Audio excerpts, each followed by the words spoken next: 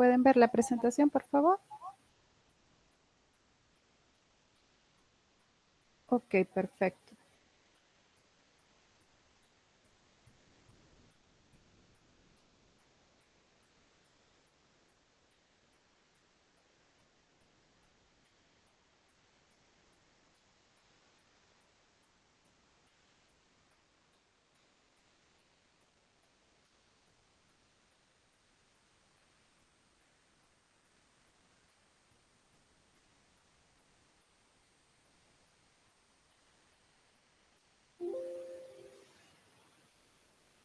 Bien, entonces este día vamos a desarrollar lo que es la clase número 22, la última clase del programa de análisis de laboratorio, y la temática a desarrollar son las enzimas del infarto al miocardio.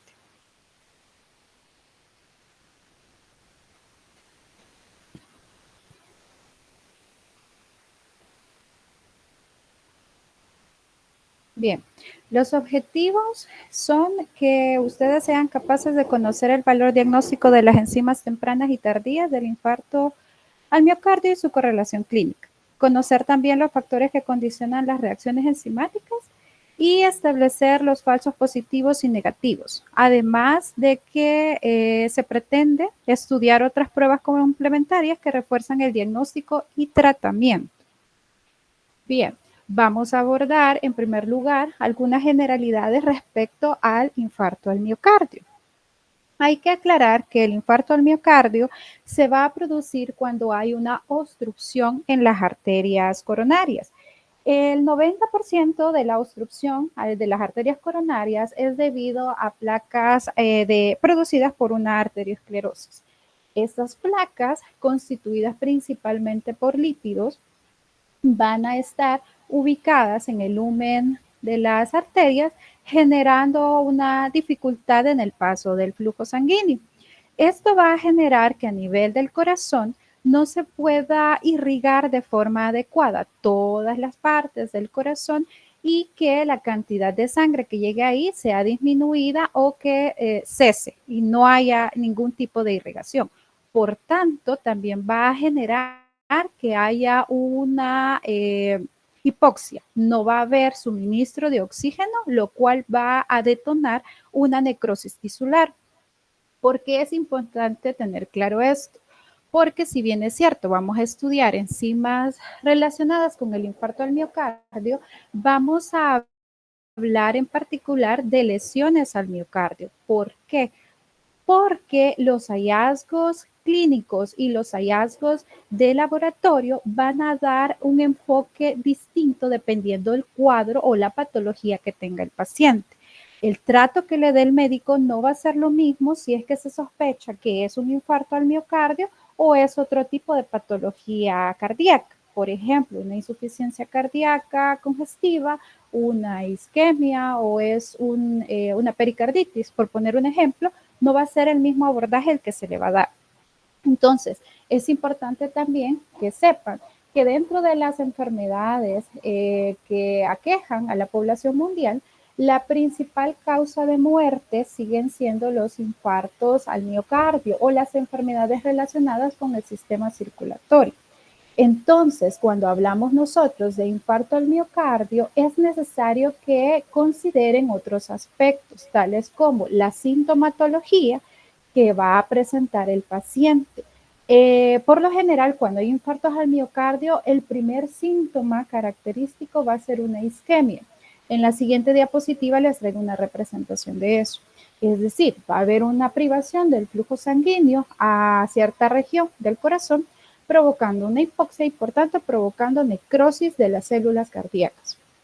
Entonces, este tipo de estudios que se van a realizar, lógicamente no son hechas por el profesional de laboratorio, sino más bien por el médico que en casos de ser un infarto al miocardio, el paciente va a llegar a la unidad de emergencia donde debe ser evaluado. A partir de ahí y con respecto a los hallazgos que tenga el médico, a partir de los síntomas, de los hallazgos del examen físico relacionados con si el paciente presenta el principal síntoma característico de un infarto al miocardio es el dolor torácico. sobre todo relacionado con ciertos tipos de dolor anginoso, menciona la literatura. Estos dolores anginosos son característicos porque manifiesta el paciente una opresión en el pecho, específicamente en la zona de la corbata, por decir una región, aunque anatómicamente se denomina zona precordial, donde se localiza, ¿verdad?, el dolor que es manifestado por el paciente. Entonces, este dolor anginoso de tipo opresivo que manifiesta el paciente es un síntoma característico de un posible infarto al miocardio. En estos casos también se debe valorar que otros hallazgos dentro del examen físico que puede presentar el paciente van a ser fatiga, cansancio, sudoración excesiva. Además que ese dolor, porque muchas veces hemos escuchado, ¿verdad?, que es un dolor que se irradia hacia la parte izquierda del miembro superior izquierdo y también puede ir acompañado de un dolor que se irradia hacia la mandíbula o el cuello, siempre del lado izquierdo. Sumado a eso, el médico está en la obligación también de indicar un electrocardiograma. Los hallazgos que presente el electrocardiograma van a ser de suma importancia. ¿Por qué? Porque eso va a dar un enfoque al tratamiento o al abordaje que se le va a dar a ese paciente. No en todos los casos va a ser aplicable el indicar un electrocardiograma y también no en todos los casos va a ser aplicable el indicar las enzimas cardíacas. Entonces, si hay una anormalidad en el electrocardiograma junto con los hallazgos del examen físico y la sintomatología que presenta el paciente, no es indispensable mejor dicho, el tratamiento al no tener los hallazgos de laboratorio a partir de las enzimas cardíacas. ¿Por qué? Porque el paciente ya cumple con estos 3 criterios. Pero sin embargo, nosotros como personal de laboratorio realizamos los biomarcadores cardíacos. Un biomarcador va a ser aquella característica que nosotros podemos medir o cuantificar o evaluar de forma objetiva.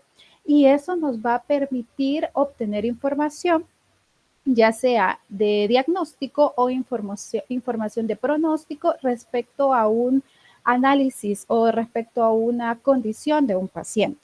Entonces, en este caso, los biomarcadores cardíacos que se pueden ejecutar dentro del laboratorio, se pueden cuantificar o medir en el laboratorio, van a estar estrictamente ligados a las características de especificidad y sensibilidad que estos posean. Siendo así, que los biomarcadores cardíacos que evaluamos dentro del laboratorio no son más que las enzimas cardíacas. Los estudios que nosotros realizamos para poder cuantificar un biomarcador cardíaco van a tener estas 3 características importantes. Número 1, estos estudios deben ser sencillos. ¿Sencillos en qué sentido? 1, deben tener o garantizar que la obtención de esos analitos es fácil y sencilla, no es invasiva. Vamos a ver cuando estemos casi por finalizar la clase que hay ciertos estudios que se pueden indicar a estos tipos de pacientes que sin embargo son sumamente invasivos. Lógicamente no son pruebas de laboratorio, pero son o suelen acompañar las determinaciones del laboratorio para poder diagnosticar a un paciente o para poder pronosticar el estado del paciente, si hay un buen pronóstico o hay un mal pronóstico respecto a la condición del paciente.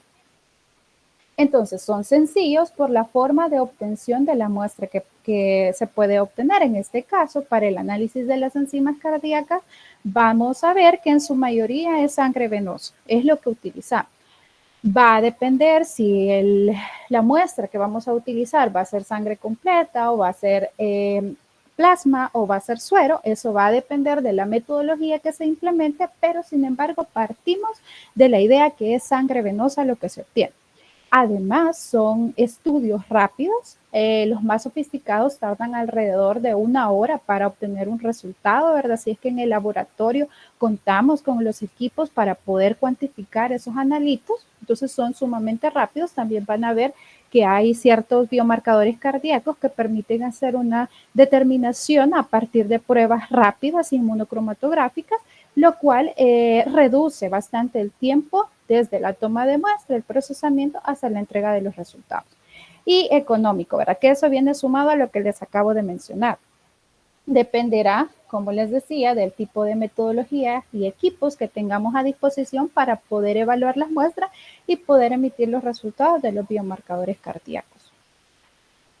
Actualmente no se cuenta con biomarcadores ideales, ¿verdad? Solamente se mencionan algunos que cumplen mejor que otros la función de poder brindar información respecto a la condición cardíaca del paciente. Sin embargo, no se tiene como un gold standard, sino que se tienen algunos que se prefieren frente a otros respecto a su localización o la forma en que se pueden cuantificar.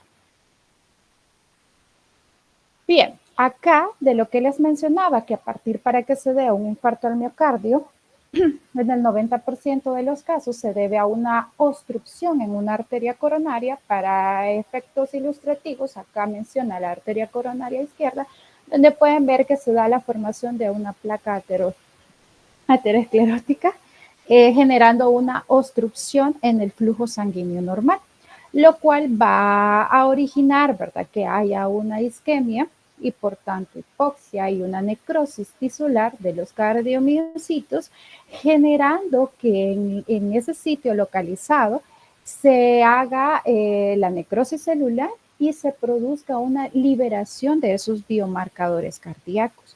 Esos biomarcadores van a liberarse a nivel del torrente sanguíneo mediante una ruta que ya se las voy a describir, y esta cuantificación de estas enzimas cardíacas nos va a permitir tres cosas importantes. Uno, nos va a permitir indicar la enfermedad. Como les mencionaba, no solamente el infarto al miocardio puede generar una liberación de estos biomarcadores. Pueden haber otras condiciones patológicas que también generen una liberación, sobre todo para aquellas enzimas que no son específicas del tejido cardíaco, sino que están localizadas en otros órganos y tejidos, que tras una lesión puede estimular su liberación y por tanto su incremento a nivel serológico. Además, puede proporcionar un estado real de la enfermedad.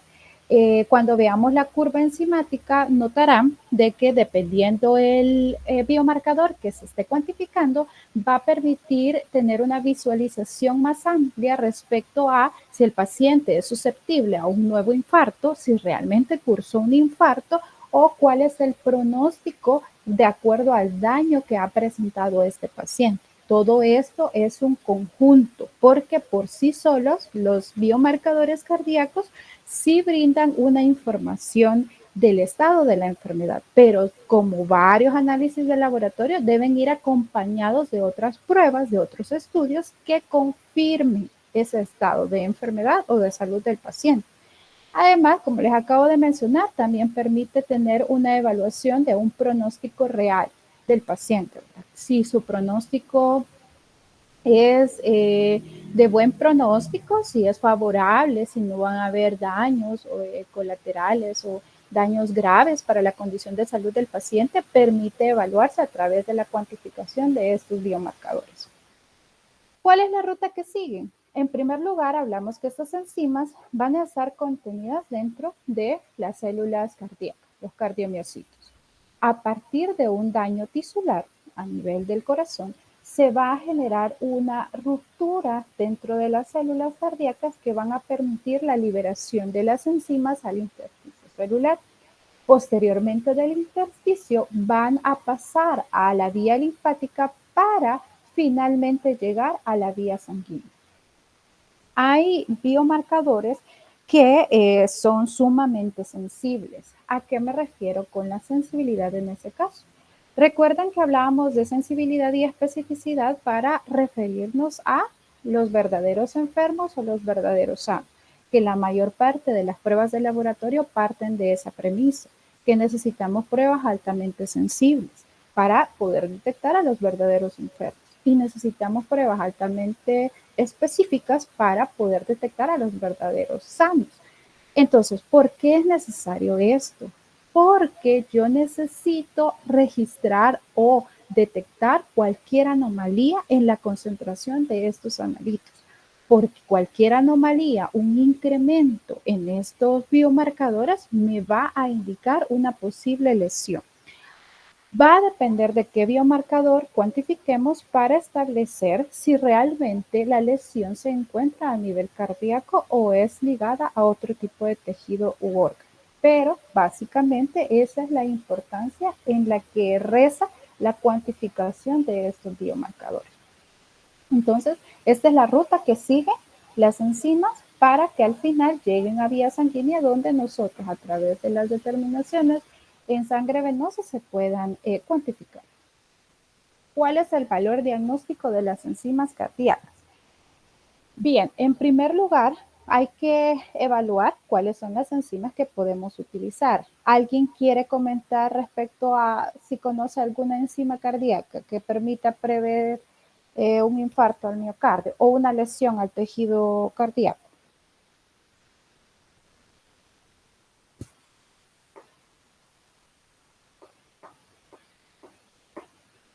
La CPK. Así es, la creatinquinasa, muy bien. ¿Qué otra?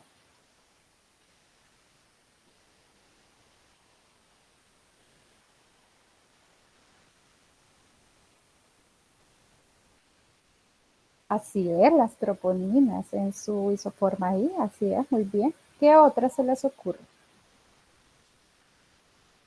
Así es, la CPKMB. Me mencionaba alguien la creatinquinasa, me imagino la total, y usted me menciona la creatinquinasa en su fracción MB. Excelente. Esas son por las que por lo general nosotros manejamos, ¿verdad? Como enzimas cardíacas que en conjunto con otras determinaciones nos permite valorar la condición de enfermedad de un paciente. Entonces, ¿cuáles son las principalmente utilizadas en el laboratorio clínico? En primer lugar están las troponinas. Las troponinas son altamente sensibles y específicas. Yo les mencionaba, no existe al día de hoy una prueba gold standard para la valoración de un daño cardíaco. Sin embargo, a partir del 2017 se estableció que las troponinas frente a las otras enzimas que desarrollamos o bueno, que se hacen pruebas en el laboratorio para su determinación, son altamente sensibles y específicas, porque estas se encuentran específicamente en el tejido muscular, cardíaco y esquelético. Entonces las hace casi exclusivas del corazón. Sin embargo, en una pequeña proporción se encuentran en el tejido muscular cardíaco, pero cualquier incremento en sus concentraciones se liga en automático con daño al corazón. Otra prueba que también realizamos en el laboratorio es la creatinquinasa o la CK. La CK total o las en sus fracciones, ¿verdad? Que ya vamos a ver cuáles son las fracciones que tiene. Y la lactato deshidrogenasa. Anteriormente, la lactato deshidrogenasa era la que se consideraba la enzima cardíaca no gold standard, pero la que con mayor frecuencia se indicaba para valorar un daño cardíaco. Sin embargo, ahora se sabe que es muy inespecífica debido a que esta está presente en varios tipos de órganos y tejidos. Entonces, cualquier alteración en esos otros órganos o tejidos van a generar un incremento serológico de esa enzima. Por tanto, es muy poco específico. Y también, por eso les pongo aquí el asterisco, no solo enzimas cardíacas, sino también proteínas como la mioglobina. Este también se utilizaba, ¿verdad? En compañía de la lactato deshidrogenasa para evaluar daño cardíaco, lo que generaba, era lo que se conocía, ¿verdad? En los inicios del laboratorio clínico, estudios más completos. Ahora se sabe que dada la inespecificidad de esta enzima y de esta proteína, no se pueden considerar como pruebas altamente sensibles o específicas, sino que hay que acompañarlas. Estas pueden acompañar la cuantificación de troponina o de creatinquinasa o simplemente podemos irnos por la cuantificación de troponina y creatinquinasa y listo. Y ya tenemos unas determinaciones de laboratorio válidas para respaldar un diagnóstico de un daño cardíaco. Las troponinas vamos a observar que están en su isoforma de la troponina T y la troponina I, que son para las que hay medios para hacer su cuantificación en el laboratorio clínico. La creatinquinasa en sus tres isoformas, la CKMM, la CKMB y la CKBB, básicamente la CKMB es la que se asocia directamente con tejido muscular cardíaco. La CKMM se asocia principalmente con tejido muscular esquelético y la CKBB se asocia principalmente con lesiones a nivel cerebral. Es importante que tomen en consideración esto, porque ahí vamos viendo cómo va perdiendo la especificidad esta enzima, dado a que si hay lesiones, por ejemplo, un accidente cerebrovascular va a generar también un incremento en la CKBB y no solamente en la CKMB. La lactato deshidrogenasa, más adelante vamos a ver que tiene, si no me recuerdo, 6 isoformas y vamos a ver en qué órganos y tejidos está distribuido y por tanto también la hace bastante inespecífica. Las características de las enzimas cardíacas, ¿cuáles deben ser? No hay un gold estándar, sin embargo, se consideran que deben cumplir ciertas características que van a permitir que nuestras determinaciones sean confiables, sean específicas y sean más sensibles. ¿Qué características debe cumplir? Obviamente, estas enzimas, estas proteínas deben estar en altas concentraciones a nivel del miocardio, porque eso va a generar que si hay una lesión, va a liberarse esa enzima y va a poder pasar hasta finalmente al torrente sanguíneo y poderse cuantificar. La otra que se los pongo igual con asterisco porque no hay ninguna que sea así, pero en mayor medida o mayor proporción las troponinas cumplen con ese criterio, es que no deben encontrarse en otros tejidos. Si bien es cierto, las troponinas se encuentran en el tejido esquelético muscular, en mayor proporción se encuentran en los cardiomiocitos, por eso la hace altamente sensible. Deben tener una aparición rápida tras la lesión. ¿A qué me refiero? Recuerden que se está valorando si hay una lesión de tipo infarto al miocardio, por tanto el tiempo es prioridad. Por tanto, la cuantificación rápida de estas enzimas es importante. Sin embargo, no es que tras la lesión, toda esa vía que vimos de desplazamiento desde el corazón hasta la sangre se dé en cuestión de segundos. Todo lleva un proceso. Sin embargo, el reducir el periodo de tiempo a partir del cual yo ya puedo hacer la detección en sangre es importante, porque eso va a acortar el tiempo y por tanto va a priorizar el tratamiento a seguir en el paciente. El abordaje, dependiendo de la condición patológica que presente el paciente, no va a ser la misma. Si es un infarto al miocardio, si es una congestión cardíaca la que tiene el paciente, el abordaje va a ser distinto. Entonces es importante que estos analitos se cuantifiquen de forma rápida, siempre y cuando sus concentraciones ya estén elevadas a nivel serológico. Además, deben tener la característica de persistir de forma elevada en la sangre. ¿Por qué? Porque si el infarto se dio hace 4 horas, y el paciente lo llevan a la sala de emergencias y le hacen la cuantificación, que no es una sola, se hacen de 2 a 3 cuantificaciones serológicas de las enzimas para evaluar el comportamiento de estas, entonces debe mantenerse elevada si es que sufrió un daño en el tejido cardíaco. Entonces eso es importante. Y obviamente ser altamente sensibles, es decir, que sus concentraciones sean detectadas a nivel serológico para poder manejar de la mejor manera esa situación o la patología que presenta el paciente. La especificidad y la sensibilidad de los analitos es un papel importante. Esa es la característica principal que deben tener estos biomarcadores cardíacos para garantizar la fiabilidad de los resultados.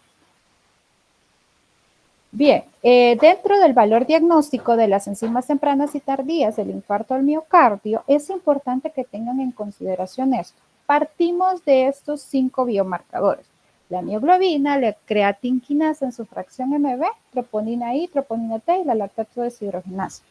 ¿En cuánto tiempo posterior a la lesión cardíaca se van a incrementar? Este es un cuadro resumen de lo que está acá. En la gráfica, en el eje de las X, describe las horas desde que se dio el suceso, desde que se dio el posible infarto. ¿Qué va a pasar? Si ustedes ven en la gráfica, la primera en incrementarse es la mioglobina. Sin embargo, al momento en el que sufre un incremento, al mismo tiempo sufre un decremento y empiezan a bajar y a disminuir sus concentraciones. De hecho, en la tabla dice que esto se eleva de 2 a 3 horas posteriores al infarto miocardio. Sin embargo, si el paciente no llegó en ese lapso y usted empieza a hacer las cuantificaciones, va a ver que empieza a disminuir o puede, si fue un infarto al miocardio leve, no tan severo, va a generar que tal vez no sea tan sensible y no sea detectada la concentración de esta proteína en suero. Pueden notar que tiene una concentración máxima a las 6 a 12 horas posteriores al evento y va a descender de 24 a 36 horas después. Entonces eso hace que no sea un biomarcador favorable o de primer escoge para poder evaluar un daño causado por un infarto al miocardio. También tienen que considerar otro aspecto, que la mioglobina se va a encontrar también en el tejido muscular esquelético y en el tejido cardíaco, pero la liberación de mioglobina se suele dar como tiene un muy bajo peso molecular con lesiones leves a nivel de tejido muscular esquelético. Por ejemplo, sucesos como ejercicio intenso puede generar una liberación de mioglobina generando una inespecificidad de la prueba, porque puede que el paciente haya hecho algún tipo de actividad física donde generó la liberación de mioglobina y que se detecte, ¿verdad? Y no necesariamente sea un infarto al miocardio.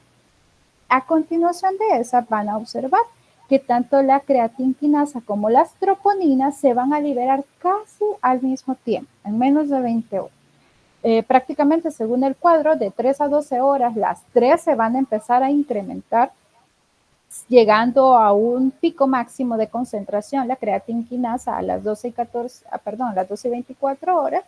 Sin embargo, las troponinas, acá está ejemplificado con la I, tiene un pico máximo a las 10 y 24 horas, posterior al infarto del miocardio.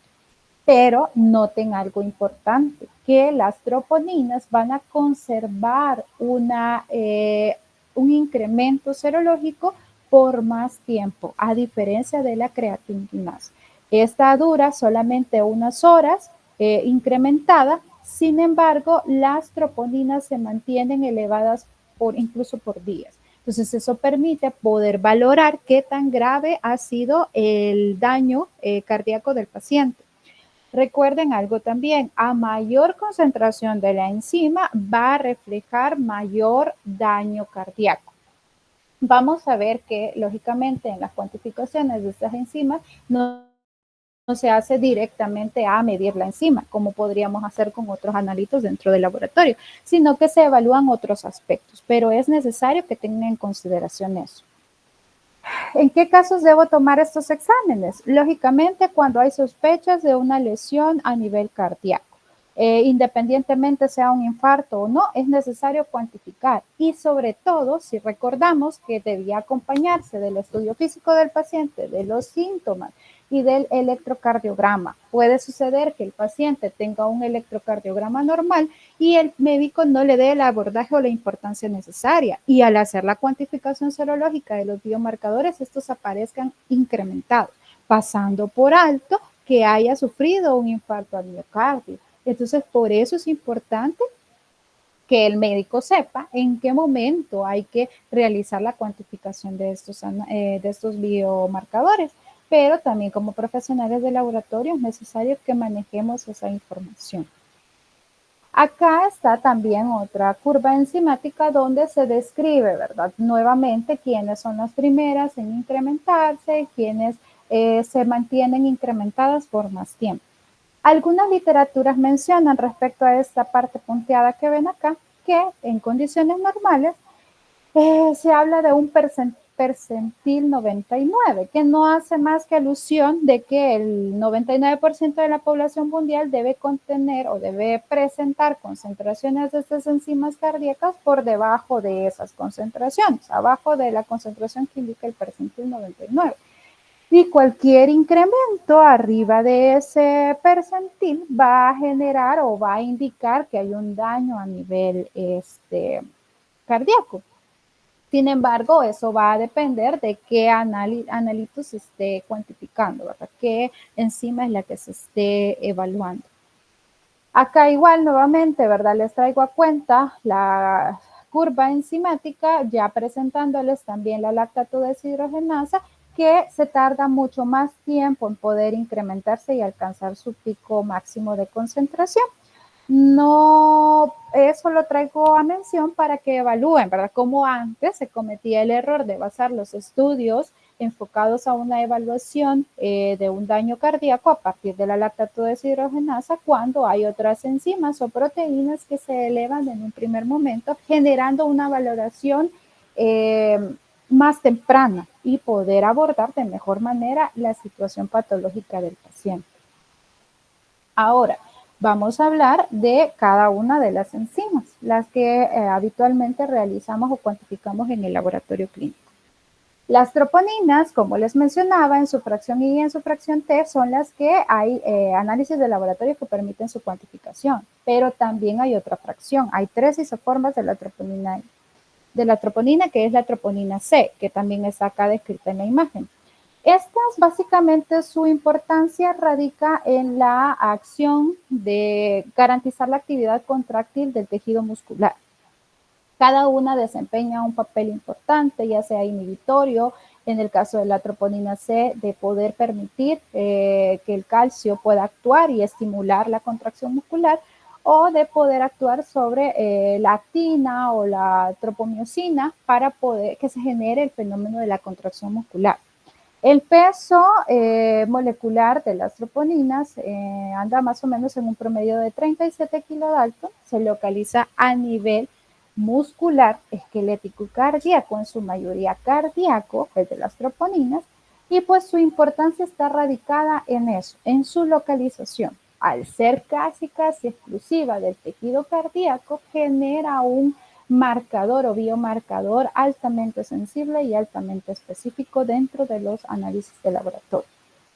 Las pruebas de laboratorio, a partir de las cuales se puede hacer su determinación, parten de pruebas de inmunocromatografía, donde hace uso de anticuerpos anti-troponina I o troponina T, según sea el caso, para poder hacer la determinación de estas troponinas, además de técnicas por ELISA, que ya son más sofisticadas, que permiten también su cuantificación.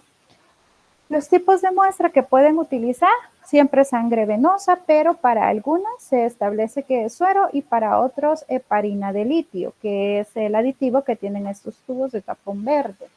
Hay estudios que demuestran que la utilización de plasma, en este caso heparinizado, puede generar una disminución de un 10 al 13% de las concentraciones de troponina.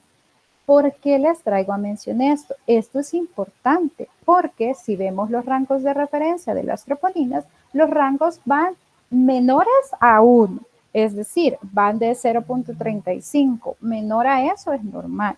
Entonces, cualquier incremento en esa concentración, de un 10 al 13% de esa concentración, es significativo. ¿Por qué? Las determinaciones de troponina o en condiciones normales, las troponinas se encuentran en muy bajas concentraciones a nivel serológico. Si hay un daño a nivel de los cardiomiocitos, si hay una liberación a nivel sanguíneo, va a generar lógicamente un incremento en su concentración sérica. Entonces, eso hace que sea altamente sensible. Entonces, si hay una disminución por el tipo de muestra o de metodología que yo utilice, eso es importante y es significativo, porque eso quiere decir que puedo pasar por alto una condición en la que el paciente sí está presentando un daño a nivel de los cardiomiocitos. Y yo al utilizar X o Y muestra o al utilizar X o Y metodología, me genera una disminución, que no es un error voluntario, sino que es algo que tal vez por desconocimiento de la técnica o del principio de la técnica lo estoy realizando. Entonces es importante que a la hora, en el caso de ustedes, tengan la oportunidad de adquirir reactivos o equipos para la cuantificación de estos analitos, tengan el cuidado o la delicadeza de verificar esos datos. Entonces, las troponinas van a ser altamente sensibles y específicas porque en condiciones normales sus concentraciones a nivel serológico son casi indetectables y cualquier daño a nivel del cardiomiocitos va a generar un incremento. Por tanto, ese incremento va a ser significativo. Respecto a la creatinquinasa, esta está integrada por dos subunidades, la subunidad M y la subunidad P. Esta va a estar expresada en tres tipos de isoformas, que es la MM, la MB y la BB, que ya les expresaba que la MB es la que principalmente se utiliza para evaluar daño cardíaco. El tamaño es de 85 kilodalton y la creatinquinasa, si se recuerdan un poquito cuando vimos función renal, es la encargada, ¿verdad?, de convertir la creatina por acción de la creatinquinasa y la fosforilación para convertirla en fosfocreatina y temporalmente producir también creatinina. Está localizada a nivel muscular. La importancia, obviamente, está asociada directamente al origen de donde provenga, es decir, la literatura menciona que las concentraciones de la isoforma MB anda alrededor de un 30-40%, pero en su mayoría se encuentra en la forma MM. Entonces, cualquier daño a nivel del tejido muscular esquelético va a generar un incremento. También un daño a nivel cerebral puede generar. Pueden haber situaciones como, por ejemplo, una mujer que ha dado a luz y está en puerperio, que ha habido un desgarre muscular donde va a generar la liberación de la creatinquinasa y no necesariamente se asocia con infarto al miocardio o un daño cardíaco. Entonces, es importante que también sepan dónde están localizadas las otras isoformas para asociarlo a un daño real cardíaco o no. Las pruebas de laboratorio que se ejecutan para su cuantificación son cinéticas de tipo rate-redox, es decir, las cinéticas están las fixed y las rate. Las fixed es una cuantificación donde permite sacar una lectura final como de punto final y las rate permite hacer una cuantificación de un promedio. Es el promedio de las reacciones que se hacen en ciertos periodos de tiempo, por eso son cinéticas, porque las cuantificaciones se hacen en intervalos de tiempo y se saca un promedio, por eso es rate. Y el tipo de reacciones que se dan son de óxido-reducción. Los tipos de muestras que podemos utilizar son muestras de suero y los rangos de referencia varían. Acá sí varían de hombres a mujer. Recuerden que estamos hablando de tejido muscular. Y en el caso de hombres, de 55 a 170 y mujeres de 45 a 135. Estos rangos pueden variar dependiendo la metodología que ustedes utilicen o el proveedor, ¿verdad? Eso viene descrito en cada inserto. La mioglobina, pues es una proteína que tiene un muy bajo peso molecular. Si se recuerdan en qué análisis de laboratorio también puede presentarse o se puede detectar la mioglobina, ¿alguien se recuerda en condiciones patológicas?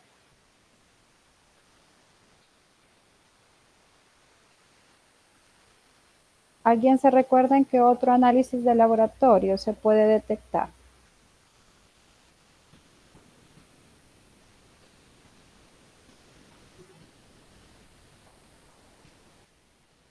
Excelente, así es, en el examen general de orina. Y era importante, yo les decía, es importante poder determinar si es que la presencia de la sangre oculta en orina es de origen de hemoglobina o de mioglobina. Entonces, ese es un examen que nos permite también establecer si hay o no la presencia de mioglobina. Por su bajo peso molecular, permite fácilmente su filtración a través del riñón. La mioglobina va a estar localizada en el tejido muscular, cardíaco y esquelético y como les mencionaba, en el caso de esta también puede ocurrir ciertas condiciones no patológicas relacionadas con el corazón que van a permitir que este se incremente su concentración sérica y por tanto también se incremente o se dé su excreción a nivel urinario. Las pruebas de laboratorio que permiten su determinación, lo veíamos también cuando vimos el estudio de la orina, es a través de técnicas como la electroforesis, la electroquimioluminiscencia, los radioinmunoensayos también permiten hacer una cuantificación de la mioglobina y por tanto son procedimientos más sofisticados. Como no es una prueba que habitualmente se realice en el laboratorio, porque generalmente la cuantificación de mioglobina se asocia sobre todo con lesiones a nivel de tejido muscular esquelético, como la rhabdomiólisis, entonces permite también, ¿verdad?, que no todos los laboratorios puedan tener acceso a este tipo de metodologías. Sin embargo, como ya vimos que si bien es cierto, es la primera proteína que se eleva en un daño presuntamente a los cardiomiocitos, sin embargo, se prefieren otros biomarcadores. Los tipos de muestra son suero, en su mayoría, y los rangos de referencia en técnicas de quimioluminiscencia es para hombres de 19 a 92 microgramos por litro y mujeres de 12 a 76 microgramos por litro. La lactato deshidrogenasa. En el caso de la lactato deshidrogenasa y la siguiente enzima que vamos a ver, quiero que les quede claro un punto que se les mencioné al principio. Fueron los primeros biomarcadores cardíacos que se cuantificaron para establecer posibles daños al tejido cardíaco. Eso es importante que lo tengan claro porque se han sustituido por otros biomarcadores. Ya vimos, ¿verdad? Por las troponinas, por las creatinquinasas en su fracción MB, lo que está dejando en desuso estas pruebas. La lactato deshidrogenasa es la enzima encargada de catalizar la conversión de piruvato a lactato en una reacción reversible. Tiene un tamaño de 140 kilodaltons y además está localizada en varios tipos de tejido. Como pueden ver, tiene 6 isoformas, siendo la 1 y la 2 la que se localiza a nivel de corazón. Sin embargo, también está presente en células sanguíneas, en el cerebro, pulmones, riñón, placenta, páncreas, hígado, músculo esquelético, testículos e hígado, lo que genera una alta inespecificidad. Y si son ustedes un poco observadores, también notarán que, por ejemplo, si tenemos una muestra hemolizada, tanto la mioglobina como en este caso los eritrocitos, van a generar una liberación de la enzima, por tanto van a generar un aumento en su concentración. Y no necesariamente se trata de que el paciente tenga un aumento en las concentraciones séricas de lactato deshidrogenasa, sino que tal vez por una acción mecánica al extraer la muestra o tal vez una acción mecánica al procesar la muestra generó una hemólisis, lo cual va a liberar lactato deshidrogenasa generando un incremento en la concentración de la enzima. En esos casos no tiene significado clínico, pero eso podía ocurrir anteriormente, ¿verdad? Cuando se tomaba como pruebas de diagnóstico la lactato deshidrogenasa junto con una de las dos transaminasas. La mayoría de técnicas o pruebas de laboratorio que se utilizan para la cuantificación de la lactato deshidrogenasa son cinéticas, son las que se utilizan con mayor frecuencia. Los tipos de muestras son suero, en su mayoría, aunque hay algunas técnicas que permiten la utilización de plasma, y los rangos de referencia van de 140 a 280 unidades internacionales por litro. Finalmente, respecto a las enzimas o los biomarcadores que se utilizaban, la otra enzima que se utilizó como primeros o pioneros de biomarcadores cardíacos fue la transaminasa oxalacética, que esta tiene, al igual que la lactato deshidrogenasa, una amplia distribución en tejidos y órganos. Siendo así que está en hígado, músculo cardíaco, esquelético, riñón, páncreas, cerebro, por tanto tiene una muy poca sensibilidad y su importancia radica principalmente asociada con enfermedades hepáticas, más no de tejido cardíaco. Van a ver que hay ciertos laboratorios que aún la incluyen dentro de sus perfiles cardíacos, pero ustedes ahora conocen que no es específica del tejido cardíaco, sino más bien tiene mayor importancia con enfermedades hepáticas, relacionada con enfermedades hepáticas. Su cuantificación de igual manera es de tipo cinética. Los tipos de muestras son suero, en su mayoría, y los rangos de referencia más o menos andan entre 0 a 35 unidades internacionales para hombres y mujeres entre 0 a 30 unidades internacionales por litro. Ahora, ¿qué factores van a condicionar las reacciones enzimáticas? hemos estado hablando que los biomarcadores son de naturaleza enzimática y recuerden que todas las enzimas son proteínas. Entonces van a haber ciertas condiciones que van a afectar o a propiciar que se dé la reacción entre la enzima y su sustrato.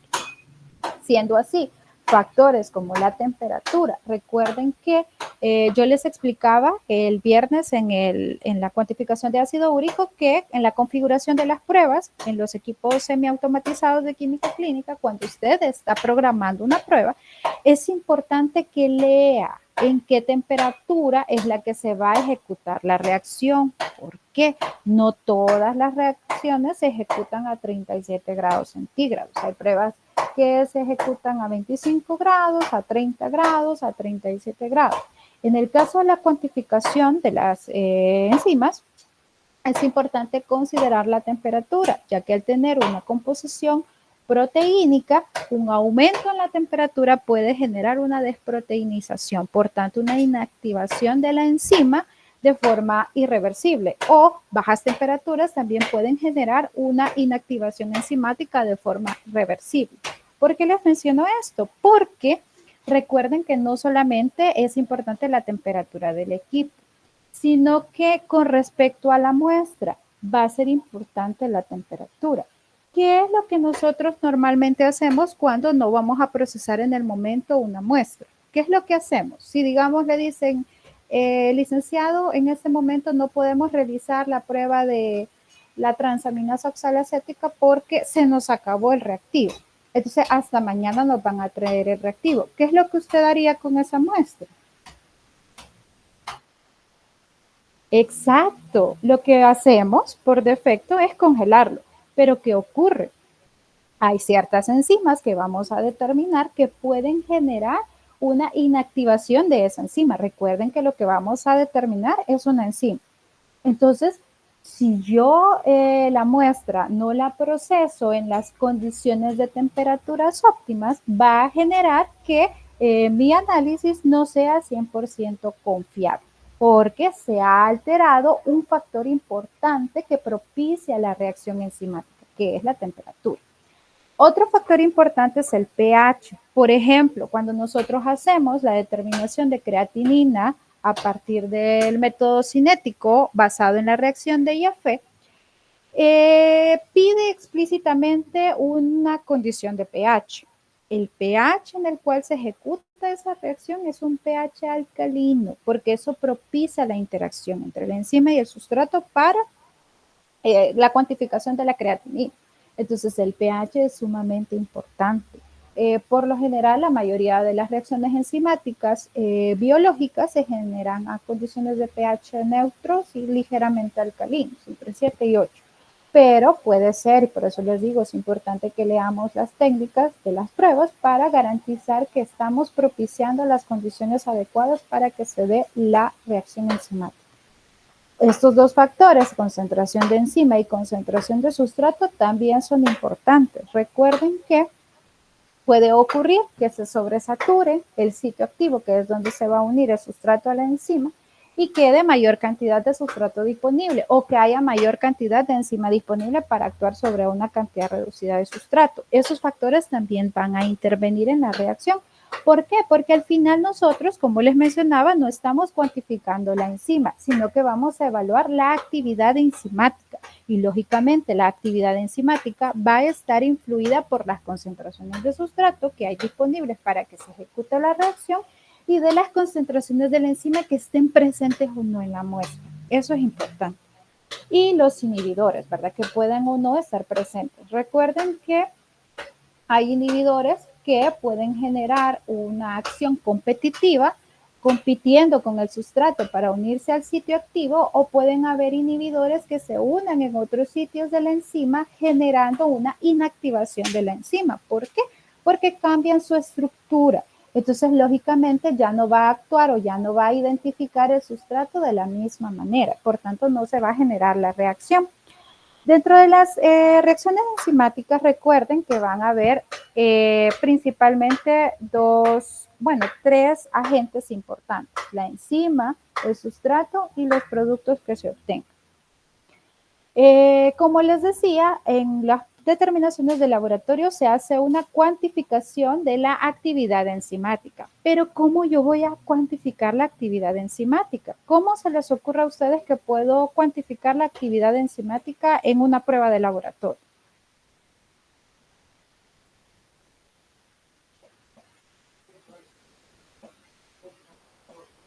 ¿Cómo creen ustedes?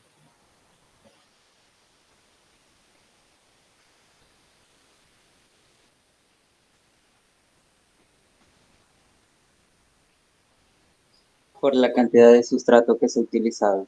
Exacto, muy bien. Esa es una forma. Si yo le dijera a usted, usted como profesional de laboratorio clínico, ¿cómo interpreta que puede cuantificar la actividad enzimática de una enzima, valga la redundancia?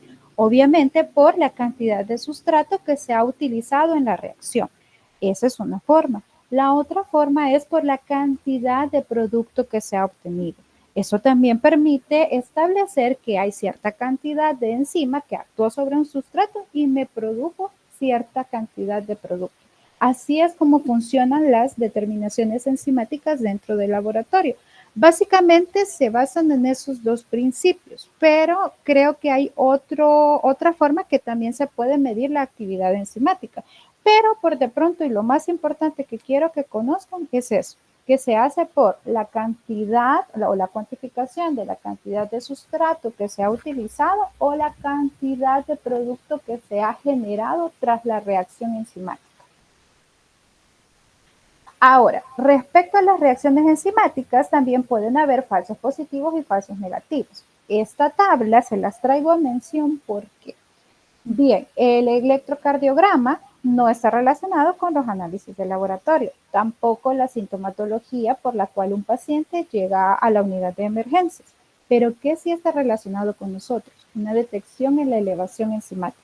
Lógicamente el abordaje, como les mencionaba, iba a ser diferente dependiendo cuál era la patología. Acá lo que básicamente quiero que observen es que tras una patología de tipo infarto al miocardio, va a generar una evidencia en el electrocardiograma de forma anormal, va a haber un síndrome coronario con elevación del segmento ST. Esto hace referencia al electrocardiograma y va a generar sí o sí un aumento en la concentración enzimática. Acá representado por cruces. Van a ver que 4 cruces en el caso de un infarto al miocardio. El tratamiento o la forma en que se debe manejar el paciente es de un abordaje de trombólisis o una antiagregación plaquetaria. Esto puede ser a través de terapias anticoagulantes, ¿verdad? Pero eso es más médico. Ahora, en el caso de angina de reposo, ese dolor que les mencionaba a nivel torácico de forma opresiva va a generar que no se presenten alteraciones en el electrocardiograma ni mayor sintomatología que se evidencie por los signos a nivel de la unidad de emergencia, pero sí va a generar un incremento en las concentraciones de las enzimas. Esto es importante porque yo les decía, puede ser que el médico diga, bueno, como no hay nada anormal en el electrocardiograma, simplemente no es nada serio. Pero ¿qué pasa? Las enzimas sí están empezando a aumentar, es decir, que esta sintomatología de angina de pecho en condiciones de reposo puede derivarse de un posible infarto al miocardio. Ahora, también pueden haber otras patologías, como por ejemplo una bronconeumonía, que la bronconeumonía también puede generar un leve incremento en las concentraciones séricas de los biomarcadores cardíacos y obviamente el tratamiento va a ser diferente. También un sangrado digestivo a cualquier altura del tubo digestivo puede generar un incremento, pero un poco más leve en comparación con un infarto al miocardio o una angina. Y obviamente el tratamiento va a ser distinto. Ahora, para finalizar, ¿cuáles son las pruebas complementarias que se pueden desarrollar en el laboratorio u otros estudios que pueden acompañar el diagnóstico de un infarto al miocardio? Número 1, la proteína C reactiva ultrasensible. Noten que no es solo proteína C reactiva, es proteína C reactiva ultrasensible. Incluso algunas literaturas la manejan como proteína C cardíaca. Esta genera una evaluación un poco más específica, más sin embargo no es exclusiva de los cardiomiocitos. Puede presentarse en situaciones de inflamación o infección en otros tipos de tejidos y generar un aumento, pero su acompañamiento con los otros biomarcadores puede resultar útil para la evaluación médica. También está el péptido natriurético de tipo B, que se asociaba principalmente a nivel cerebral, se abrevia de BNP, pero se ha determinado que este se produce a nivel de los ventrículos cardíacos, al igual que el propéptido natriurético cerebral N-terminal de tipo B, el ProBNP, NT-proBNP. Estas dos pruebas ustedes las van a ver, que hay laboratorios que las ofertan, son pruebas más sofisticadas, son pruebas más especiales, por tanto son más caras, pero estas principalmente se indican en pacientes que se cree que tienen insuficiencia congestiva cardíaca, es decir, que su corazón no tiene la capacidad normal de poder bombear la sangre al organismo. Entonces, ¿qué pasa? Hay una distensión del corazón más amplia, más grande. El corazón tiene que llenarse más de sangre, las células cardíacas se estiran, generando la liberación, se sobreestiran, mejor dicho, generando la liberación del ProBNP o del BNP, el cual se va a incrementar lógicamente a nivel serológico, pero es debido a una congestión cardíaca, no necesariamente a un infarto. Entonces, estas pruebas también pueden ayudar a descartar o confirmar que se trata de un infarto al miocardio y no de una insuficiencia congestiva cardíaca. Otros estudios también que el médico podría indicar es un ecocardiograma para valorar, ¿verdad?, los movimientos o palpitaciones del corazón. Exámenes como el Holter, que pueden ser en periodos de 24, 48, 72 horas para evaluar si no hay picos o horas del día donde se generen incrementos en la presión arterial sistémica relacionados con alguna anomalía del corazón, una obstrucción o algo así. Cateterismo cardíaco, esto generalmente se indica para pacientes que ya se les ha determinado que tienen una destrucción arterial de tipo de arteriosclerótica y que es necesario intervenir, ¿verdad? Obviamente el ecocardiograma y el Holter no son invasivos, pero el cateterismo y la angioplastia sí. Son procedimientos ya invasivos quirúrgicos que requieren la inserción, para este caso del cateterismo, de un catéter a nivel arterial que permita el flujo sanguíneo y evitar que el corazón se esté sobreesforzando o evitar que no se irrigue ciertas partes del corazón, ¿verdad? Que ya vimos de que va a generar una isquemia y por tanto un daño tisular. La angioplastía, donde en la angioplastía una variante es con stent, donde se hace uso de ciertos dispositivos que van a permeabilizar la arteria. Acá pueden ver, ya les voy a poner otra imagen donde se ve mejor la capa o la placa aterosclerótica que genera y obstaculiza el paso de la sangre, y al colocar este tipo de dispositivos permite permeabilizar la arteria, ¿verdad? Acá pueden ver la inserción de catéteres a un costado de las placas, generando así una liberación del conducto o del lumen arterial para generar una mejor circulación. Acá pueden ver. O en el caso de una angioplastía, donde va a insertarse, o en este caso de la variante stent, se inserta esta malla que permite el flujo normal o un poco normal de la sangre, aplastando, ¿verdad?, la placa aterosclerótica. Pero eso obviamente se hace con intervención quirúrgica por parte de personal especializado. Entonces, hasta aquí sería la clase de este día. No sé si tienen alguna pregunta.